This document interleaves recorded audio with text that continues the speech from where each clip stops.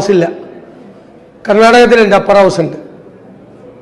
Upper ഹൗസാണ് Rajya Sabha, lower ഹൗസാണ് ലോകസഭ. കേരളത്തിലെ നിയമസഭയ്ക്ക് ഒരു ഹൗസിൽ രണ്ടെണ്ണം ഇല്ല. അപ്പോൾ ഈ ലോകസഭയിലെ പറയാമല്ലോ നിങ്ങളോട്, ലോകസഭയിലെ പറയാം. ലോകസഭയിൽ ഒരു നിയമനിർമ്മാണം ആണ് ഈ എല്ലാ ലെജിസ്ലേച്ചറിൻ്റെയും ചുമതല എന്ന് പറയുന്നത് ലെജിസ്ലേഷനാണ്, നിയമനിർമ്മാണം നടത്തുകയാണ്. അപ്പോൾ പാർലമെൻറ്റിൻ്റെ ചുമതല ഇതാണ്. രണ്ട് ഹൗസിലും ബില്ല് പാസ്സാക്കണം, രണ്ട് ഹൗസിലും ഒരു ബില്ല്. അപ്പോൾ ആദ്യം ചെയ്യുന്നത് ബില്ല് ഉണ്ടാക്കലാണ് ഏറ്റവും പ്രധാനം. അത് നിയമവകുപ്പും ഗവൺമെൻറ്റും ഒക്കെ ആയിട്ട് ചേർന്നിട്ടാണ് ഉണ്ടാകുന്നത്.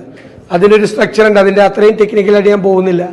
ബില്ലിനൊരു ടൈറ്റിൽ ഉണ്ടാവണം, ബില്ലിൻ്റെ ലക്ഷ്യങ്ങൾ പറയണം, പിന്നെ ബില്ലിൻ്റെ ഒരു ഫസ്റ്റ് ക്ലോസ് വേണം. ക്ലോസ് എന്നാണ് പറയുന്നത് ഓരോ വകുപ്പിനും പാസ്സാകുന്നത് വരെ. ഏട്ടാ ക്ലോസ് എന്ന് പറയുന്നത് ക്ലോസ് 1 നിയമസഭയിലും പാർലമെൻറ്റിലും ചർച്ചയ്ക്ക് വരുമ്പോൾ ക്ലോസ് 1, ക്ലോസ് 2, ക്ലോസ് 3 എന്നാണ് ഇങ്ങനെ പറയുന്നത്. അങ്ങനെ ഒരു പബ്ലിക്കേഷൻ ഓഫ് ബില്ലുണ്ട്. അതാണ് ആദ്യത്തെ നടപടി. ബില്ല് പബ്ലിഷ് ചെയ്യണം, ബില്ല് എല്ലാവരുടെയും കിട്ടണം. അല്ലാതെ പെട്ടെന്ന് ഇപ്പോഴൊക്കെ അതൊക്കെ വളരെ മോശമാണ്. ബില്ല് രാവിലെ തന്നെ പബ്ലിഷ് ചെയ്ത് 11 മണിക്ക് പാർലമെൻറ്റിൽ വരുന്നതൊക്കെയാണ്. യഥാർത്ഥത്തിൽ ബില്ല് പബ്ലിഷ് ചെയ്യണം. ബില്ല് പബ്ലിഷ് ചെയ്ത് കഴിഞ്ഞിട്ടുണ്ടെങ്കിൽ ബില്ല് സഭയിൽ വന്ന് സഭയിൽ അവതരിപ്പിക്കും. അതാണ് ഒന്നാം വായന. ഫസ്റ്റ് റീഡിംഗ് എന്ന് പറയുന്നത് അതാണ് ഒന്നാം വായന. ആ സമയത്ത് ചർച്ചകൾ കാര്യങ്ങളെല്ലാം ഭംഗിയായിട്ട് നടക്കും. അത് കഴിഞ്ഞിട്ട് ഓരോ സബ്ജക്റ്റിലും കമ്മിറ്റി ഉണ്ടാവും. ആ കമ്മിറ്റിയിലേക്ക് ഈ സഭ അയക്കും. എന്നിട്ട് ആ കമ്മിറ്റി അത് പരിശോധിച്ചിട്ട് വീണ്ടും തിരിച്ചു വരും. ഇവിടെ സബ്ജക്റ്റ് കമ്മിറ്റി എന്ന നിയമസഭയിലും അവിടെ സ്റ്റാൻഡിംഗ് കമ്മിറ്റി എന്നാണ് പറയണം. സ്റ്റാൻഡിംഗ് കമ്മിറ്റി പരിശോധിച്ചിട്ട് ബില്ല് രണ്ടാമത് വരുമ്പോൾ വീണ്ടും രണ്ടാമതൊരു ചർച്ച നടക്കും. അതോടൊപ്പം ഈ പാർലമെൻറ്റ് അംഗങ്ങൾക്ക്, രാജ്യസഭാംഗങ്ങൾക്കും ലോകസഭാംഗങ്ങൾക്കും ഭേദഗതികൾ നിർദ്ദേശിക്കാം.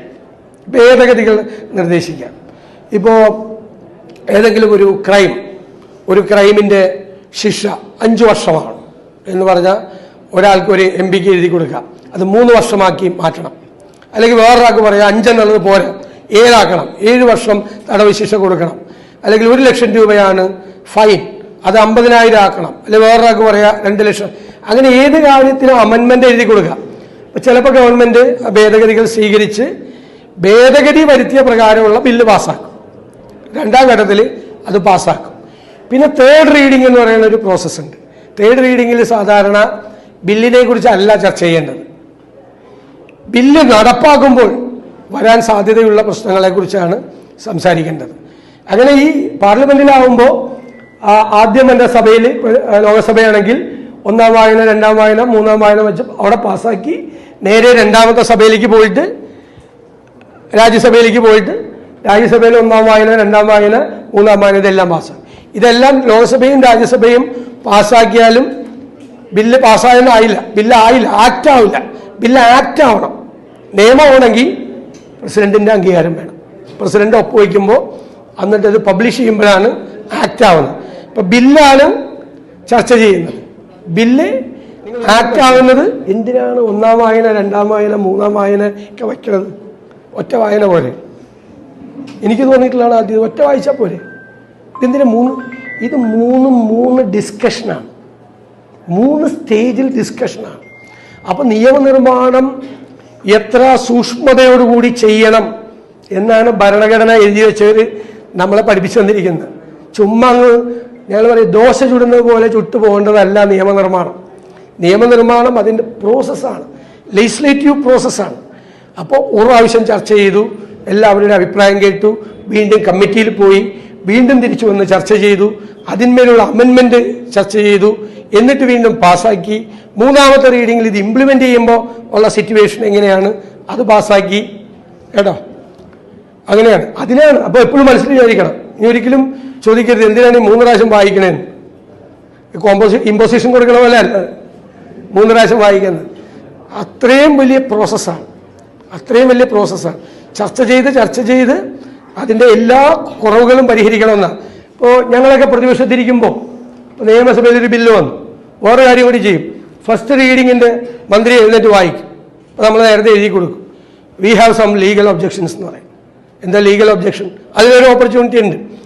അപ്പോൾ ഇത് ഭരണഘടനാ വിരുദ്ധമാണോ ഈ ബില്ല്, അല്ലെങ്കിൽ നമ്മുടെ നടപടിക്രമങ്ങൾ ലംഘിച്ചുകൊണ്ടാണോ ഈ ബില്ല് പാസ്സാക്കിയിരിക്കുന്നത്? അപ്പോൾ ബില്ല് എങ്ങനെയായിരിക്കണം എന്ന് ഭരണഘടന പറഞ്ഞിട്ടുണ്ട്.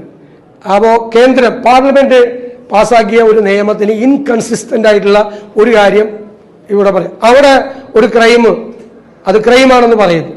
ഇവിടെ നിയമസഭ പാസ്സാക്കുകയാണ്, അത് ക്രൈമല്ല എന്ന് പാസ്സാക്കാൻ പറ്റില്ല. അപ്പം നമ്മൾ പറയും ആ കോൺസ്റ്റിറ്റ്യൂഷണൽ പ്രൊവിഷനൊക്കെ ഉദ്ധരിച്ചിട്ട് പറയും ഇൻകൺസിസ്റ്റന്റ് ആണ്, ലോ ആണത്. ഇൻകൺസിസ്റ്റന്റ് ആയി പാർലമെന്റ് പാസ്സാക്കിയ നിയമത്തിന് വിരുദ്ധമായ ഒരു കാര്യം സ്റ്റേറ്റ് ലെജിസ്ലേച്ചറിന് പാസ്സാക്കാൻ പാടില്ല. അപ്പോൾ നമ്മൾ this legislature is not competent to pass such a bill, this is inconsistent with the provisions laid by the Parliament Act എന്ന് പറയും. അപ്പോൾ അങ്ങനെ ഒരുപാട് പ്രോസസ്സ് ഉണ്ട് ഇതിന്. അങ്ങനെ ചെയ്തിട്ടാണ് ഇത് ഉണ്ടാക്കുന്നത് വളരെ സൂക്ഷ്മതയോടുകൂടി. ഏറ്റവും പ്രധാനപ്പെട്ട ശരിക്കും ഇതിനാണ് നിയമസഭയിലേക്കും പാർലമെന്റിലേക്കും ആളുകളെ ജയിപ്പിച്ചു വിടുന്നത്. ബാക്കി നിങ്ങൾ പൂരിപ്പിച്ചാൽ ഇന്ത്യൻ പ്രസിഡന്റ് ഒപ്പുവയ്ക്കുമ്പോൾ, ഇവിടെയാണെങ്കിൽ ഗവർണർ ഒപ്പുവയ്ക്കുമ്പോൾ അത് ആക്റ്റായി. ഇപ്പോൾ നേരത്തെ ഞാൻ ബില്ലിലെ ഓരോ വകുപ്പും ക്ലോസ് എന്നാണ് പറഞ്ഞത്. ക്ലോസ് 1, ക്ലോസ് 2, ക്ലോസ് 3 ആക്റ്റായി കഴിഞ്ഞാൽ സെക്ഷൻ 1, സെക്ഷൻ 2, സെക്ഷൻ 3 ആയി മാറി. സിമ്പിളായിട്ട് പറഞ്ഞാൽ ഇത്രയാണ്. അപ്പോൾ അതെന്തെങ്കിലും സംശയം ഉണ്ടോ?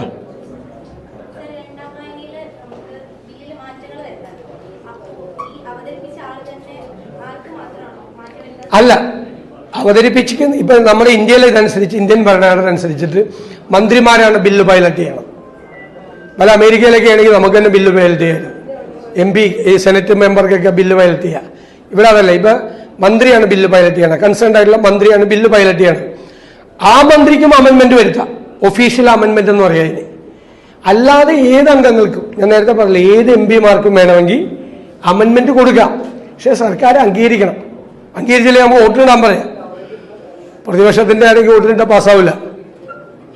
മനസ്സിലായില്ലേ? ചിലപ്പോൾ പ്രതിപക്ഷത്തിന്റെ അംഗീകരിക്കും, ഭരണപക്ഷത്തിന്റെ അംഗീകരിക്കും.